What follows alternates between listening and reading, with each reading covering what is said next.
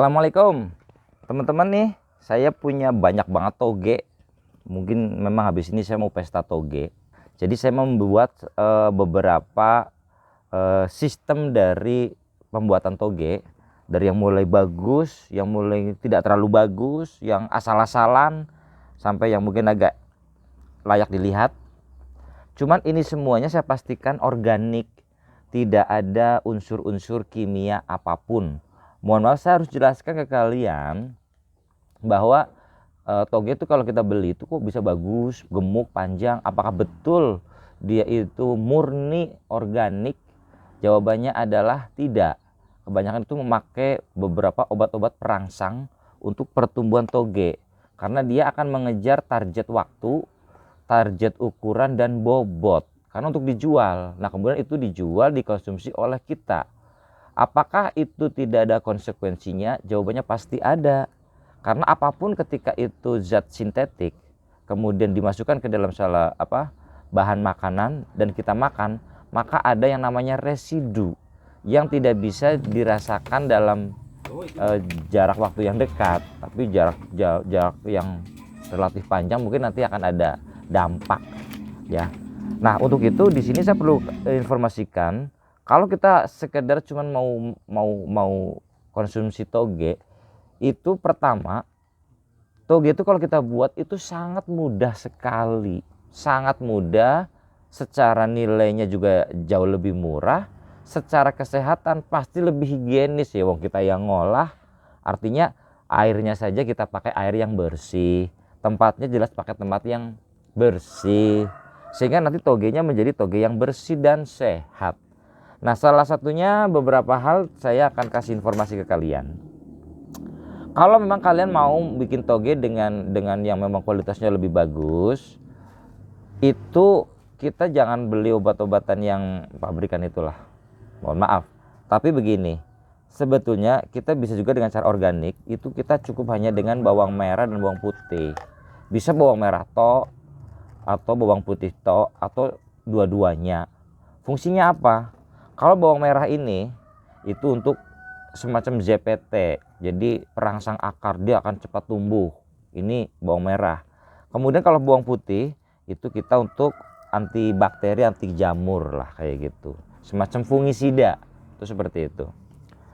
Jadi ketika ini dipakai untuk rendaman pertama, insya Allah nanti si biji kacang hijaunya sudah mengandung ZPT dan antibakteri atau anti jamurnya, itu seperti itu. Nah pertama kita jelas pakai air yang bersih. Kita kan mau rendam nih, kita mau rendam.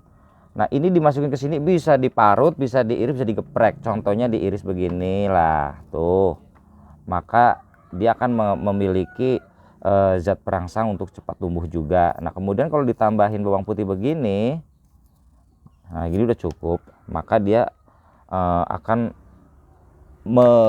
melawan yang namanya bakteri atau juga jamur. Setelah itu masukin saja kacang hijaunya seperti ini. Udah tuh direndam. Udah seperti itu direndam selama kurang lebih 6 jam lah, kurang lebih. Boleh kurang, boleh lebih. Seperti ini ya. Nah ini kalau misalnya kita aduk begini, sudah, dia sehat. Dialah organik, dia akan tumbuh dengan lebih bagus. Setelah itu kita bisa ambil, kita bisa pisahkan. Nah ini sudah bagus, tidak harus diiris, bisa digeprek, bisa diparut atau diapain. Yang jelas ini ketika mengandung ini, maka dia mengandung zat perangsang yang lebih cepat dan mengandung antibakteri dan anti jamur, seperti itu. Atau misalnya hanya air, tidak menggunakan ini, ya nggak apa-apa, itu juga organik. Yang penting tidak menggunakan obat-obatan yang memang perangsang yang bersifat kimiawi atau sintetik, itu seperti itu. Nah nanti hasilnya saya akan tunjukkan ke kalian. Misalnya ketika dia tuh jor-joran seperti ini, maka mungkin hasilnya seperti inilah ya. Ini jor-joran, dia tidak ditutup, hanya maksudnya dimasukin ke tempat gelap tapi tidak ditutup, dalam artian ditutup di sininya, hanya ditutup di tempat gelap saja.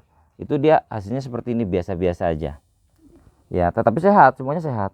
Atau yang ditutup, ini yang ditutup itu, udah tiris setelah udah tiris seperti ini, kita bisa bungkus pakai sesuatu yang gelap.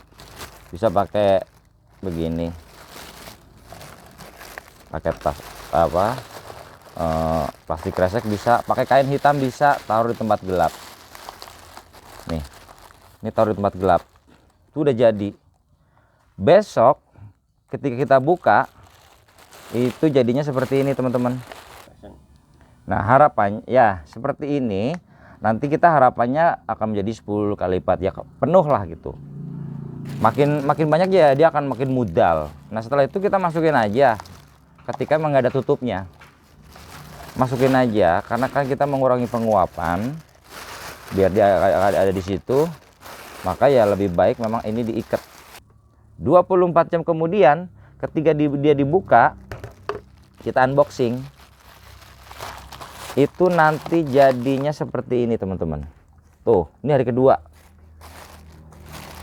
Setelah dia hari kedua, direndam lagi seperti ini selama sekitar 5 menit kurang lebih. Setelah sudah 5 menit, kita tirisin lagi. Gampang sekali. Dia sudah tiris, tutup lagi seperti tadi, seperti ini ya.